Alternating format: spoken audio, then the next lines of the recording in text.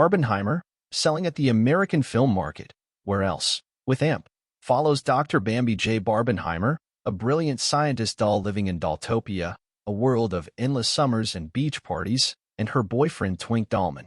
So far, so Greta Gerwig's neon-colored billion-dollar mega-hit. Turning Nolan's distinctly less pink dial up a notch, are Dr. Barbenheimer, incensed by the brutal treatment the dolls receive at the hands of human children, ventures into the real world where she experiences humanity at its worst and, naturally, decides to build a giant nuclear bomb to take it all out. They got great looks and a super attitude. Oh, and now they've got the bomb, reads the synopsis. It's so silly, admits Band, best known for his full moon banner and a litany of direct-to-DVD low-budget fare spanning the length and breadth of schlock-y horror, including The Puppet Master, Ghoulies, Trancers, Demonic Toys and Evil Bong franchises, and the cult classic Reanimator. But it seems like every other feature is dark and depressing, and it's like, God, we need a little humor going into 2024. It was actually Band's biographer Adam Felber, with whom he co-wrote Confessions of a Puppet Master, a Hollywood memoir of ghouls, guts and gonzo filmmaking, who came up with the idea for Barbenheimer. He called me and was like, we should make Barbenheimer the movie. Everyone around the world is having fun with that notion, so we should actually make it.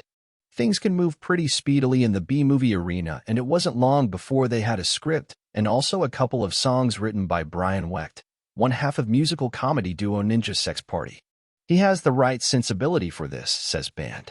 Barbenheimer's cast and director are soon to be announced, and while its budget of just under $1 million may rule out both Gerwig or Margot Robbie, it does make the film one of Band's more expensive.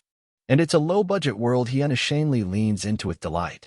Before cameras start rolling on Barbenheimer, expected next year, he'll soon be finishing off his 397th feature, he knows because he numbers each one at the end of the credits, which perhaps helps highlight the tongue-in-cheek nature of Band's filmmaking.